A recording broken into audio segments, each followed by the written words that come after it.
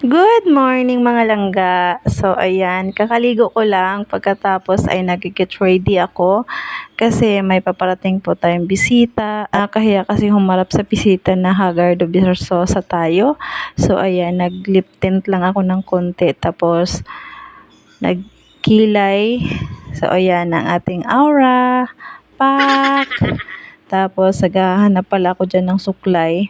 Kasi malapit na yung bisita natin. Mga siguro 3 minutes nandyan na sila. So yun, hahanap ko yung suklay. Nako, mga umabot na ng 1 minuto, hindi ko man nahanap yung suklay. Kaya no choice, itong clip ko na lang sa buhok yung ginamit ko. Tapos ayan, may naglalako ng langka. Pagsilip ko, nandyan na pala ang bisita sa labas ng gate. Ay, dali akong bumili ng langka. Hahanapan ko pa pala sila dyan kung saan sila magpa-park. Mahirap kasi ang parkingan dito sa amin. Gawa ng halos lahat may sasakyan. Kaya ang ginawa ko, inalis ko muna yung akin para naman makapag-park sila ng maayos. Kaya yun, inusog ko muna yung akin doon sa kabilang kanto. Doon ko muna nilagay. Ay, anak ni, may mabangsiyan. Ito po. Dito mo kayo. Dito mo tayo. Pasuyo nga ako sa electric fan. Pwede kayo, naka-video. Okay lang? Nagbo-vlog kasi ako. Okay lang ba? Babati ba kami dyan? Ay, okay. Okay. Pwede, Gina. Okay na. Nag-ano naman kami. Layo kasi pagpa, nagbo-vlog ka. Tapos lagay sa sa wet freezer. Madam. Lagay sa kalaki. Kala ko nga si Jean. Kasi yung pupo, hindi ko. Chocolate na padala ng bebe. At ayan na nga, nagalit daw yung pinagparkingan ko. Ayaw daw niya na parkingan yung harap ng bahay niya. Kaya dali akong alisin yung sasakyan ko kasi naggalit daw yung may-ari ng pinagparkingan ko. Magpapaalam sana ako kaso tao po ako ng tao po. Wala kasing taong bahay nila kaya hindi na po ako nakapagpaalam. Baka biglang umuwi tapos nagulat na lang may nakapark sa harap ng bahay nila kaya siguro nagalit. Ayan. Hinanapan ko muna na mapagparkingan yung sasakyan ko dyan. Kaya pagpasensya na mga bisita ko, lumabas rin sila. Kahiya.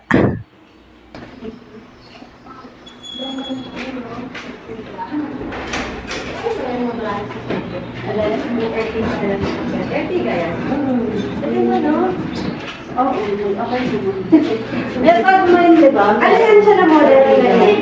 Anong model? 2018. Ano yan siya? 7 seaters?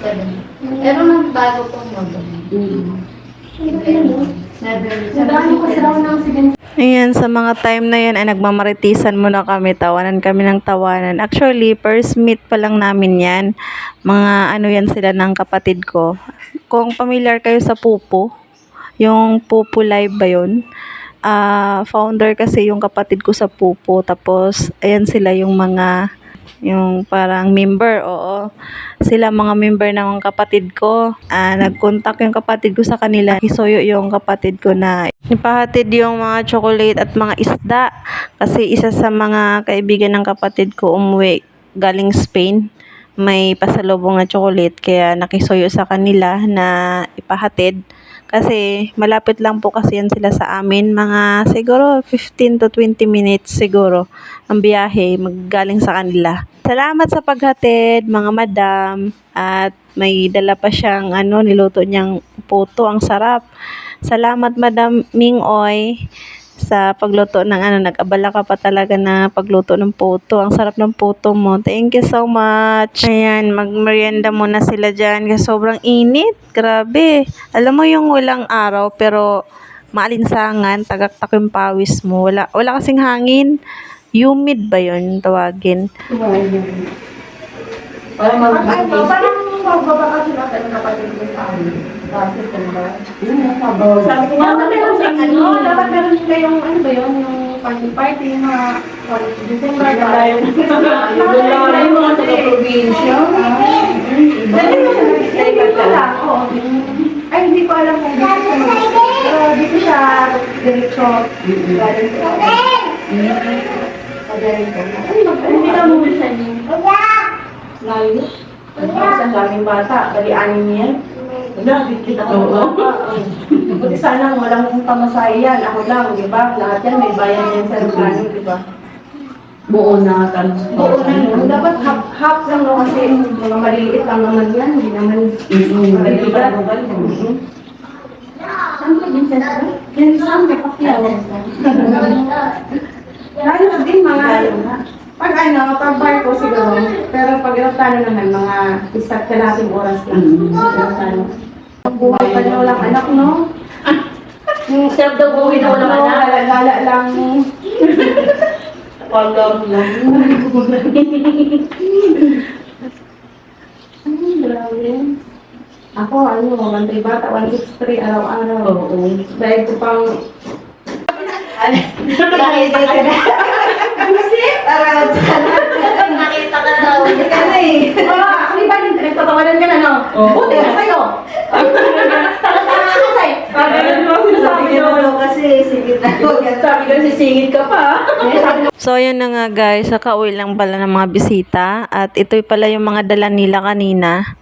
Pakita ko sa inyo. Yan, Toblerone. Tapos merong peanuts.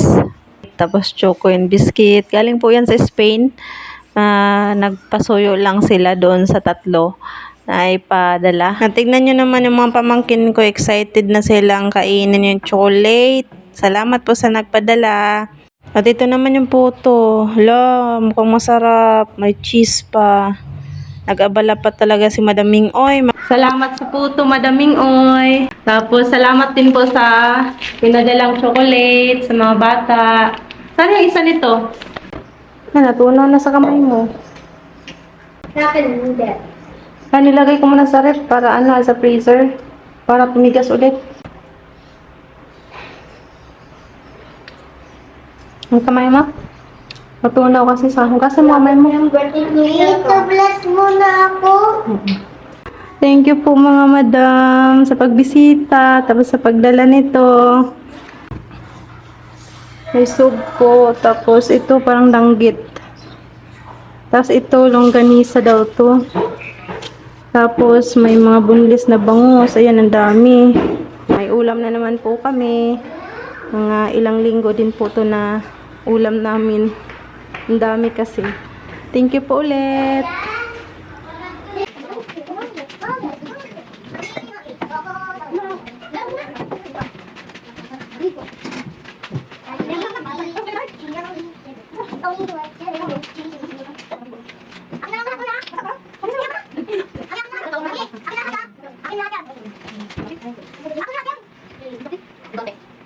Ako